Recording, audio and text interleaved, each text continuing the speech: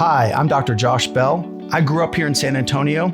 I specialize in sports medicine. I'm an orthopedic surgeon here at TSA OG Orthopedics. I went to the United States Naval Academy and I played water polo there.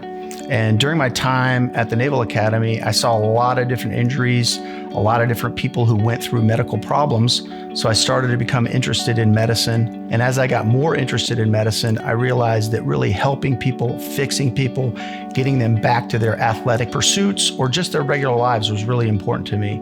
I treat patients that are young, adult age, to older patients. My specialty is sports medicine. And so a lot of patients ask me, well, what is sports medicine? Well, when I think about sports medicine, I don't just think about athletes getting hurt or injured or needing care.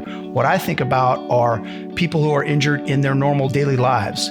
Sports medicine, for me, really is the specialty of some of the minimally invasive techniques that we have, especially arthroscopy of the shoulder and knee. But I take care of all conditions. In my practice, I really like to treat patients as if they're my family. So I'd love to see you at one of my various locations here at TSA OG Orthopedics.